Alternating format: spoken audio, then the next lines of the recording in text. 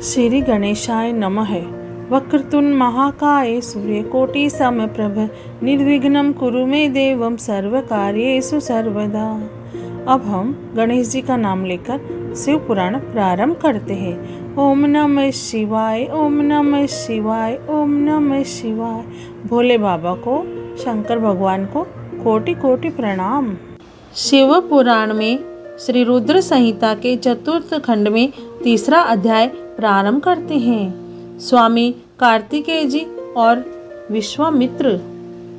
नारद जी बोले, हे ब्रह्मा जी, जब वह बालक पृथ्वी पर अवतरित हो गया तब वहाँ क्या और कैसे हुआ?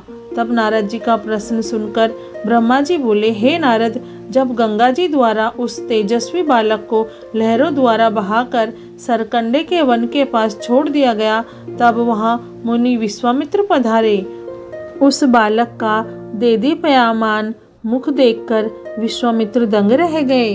वह बालक दिव्य तेज से प्रकाशित हो रहा था। उसे बड़ा प्रतापी और बलशाली जानकर मुनि विश्वामित्र ने उसे नमस्कार किया और उसकी स्तुति करने लगे। तत्पश्चात मुनि बोले कि भगवान शिव की इच्छा से तुम यहाँ प्रकट हुए हो। शिव तो सर्वेश्वर है, वे ही परम ब्रह्म परमात्मा है। इस संसार का हर प्राणी, हर जीव उनकी आज्ञा का ही पालन करता है। तब मुनि विश्वामित्र के ऐसे वचन सुनकर वह बालक बोला, हे महाज्ञानी प्रकांड पंडित मुनि विश्वामित्र, मेरे इस स्थान पर आने के बाद सर्वप्रथम आप ही यहाँ पधारे हैं। निश्चय ही आपका यहाँ आना भगवान शिव की प्रेरणा से प्रेरित है, इसलिए आप ही विधि विधान के अनुसार मेरा नामकरण संस्कार कीजिए। आज से आप ही मेरे पुरोहित हैं और मेरे द्वारा पूज्य हैं। मेरे द्वारा पूज्य होने के कारण आप इस जगत में विख्यात और पूज्य होंगे। उस बालक के ऐसे वचन सुनकर मुनि विश्वामित्र आश्चर्यचकित होकर उस बालक से पूछने लगे कि हे बालक, आप कौन हैं? अपने विषय में मुझे बताइए। तब उनकी बात सुनकर वह बालक बोला, हे विश्वामित्र, अब आप ब्रह्म ऋषि हो गए हैं। मेरे विषय में जानने से पूर्व आप मेरा संस्कार कीजिए। तब मुनि विश्वामित्र ने उस अद्भुत बालक का नामकरण संस्कार किया और उसका नाम कार्तिकेय रखा। गुरु दक्षिणा के रूप में उसने मुनि को दिव्य ज्ञान प्रदान किया। तब मैंने स्वयं वहां जाकर उस बालक को गोद में लिया और उसे चूमा। तत्पश्चात मैंने उसे शक्तियां और शस्त्र प्रदान किए।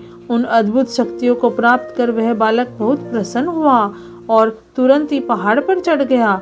पहाड़ पर चढ़कर वह उसके शिखरों को गिराने लगा तथा वहाँ की संपदा नष्ट करने लगा।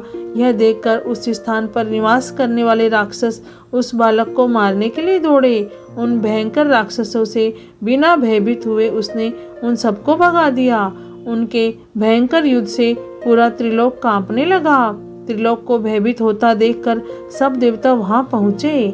देवराज इंद्र ने क्रोध में आकर उस बालक पर प्रहार किया। इस प्रहार के फलस्वरूप उस बालक के शरीर से विशाख नाम का दूसरा पुरुष पैदा हो गया। उन्होंने उस बालक पर एक और प्रहार किया तो नेगम नाम का एक और महाबली पुरुष पैदा हो गया। इस प्रकार इंद्र के प्रहारों से 4 स्कंद पैदा हो गए और बहुत वीर और बलवान थे। तब क्रोधित होकर ये चारों स्कंद एक साथ मिलकर स्वर्ग के राजा इंद्र को मारने के लिए दौड़े। यह देखकर इंद्र घबराकर अपनी जान बचाने के लिए कहीं दूर जाकर छिप गए। उनको ढूंढते ढूंढते वह बालक उनके धाम स्वर्ग में पहुंच गया। उस समय जब वह बालक स्वर्ग पहुंचकर देवराज इंद्र को ढूंढ रहा था, एक सुंदर सरोवर में 6 कृतिकाएं स्नान कर रही थी। उस सुंदर सलोने बालक को देखकर वह उसे प्यार करने और गोद में खिलाने के लिए दौड़ी और उसे पकड़कर ले आई।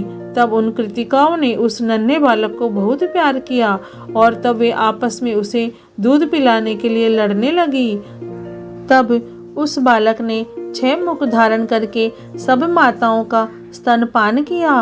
तब वे प्रसन्नतापूर्वक उस बालक को अपने साथ अपने लोक में ले गई और उसका लालन पालन करने लगी। शिव पुराण में श्री रुद्र संहिता के चतुर्थ खंड में तीसरा अध्याय पूर्ण हुआ। ओम नमः शिवाय, ओम नमः शिवाय, ओम नमः शिवाय। हे भोलेनाथ, हे शिव शंभु, हे माता पार्वती, आपको कोटि कोटि प्रणाम और कोटि कोटि धन्यवाद। जय भोलेनाथ।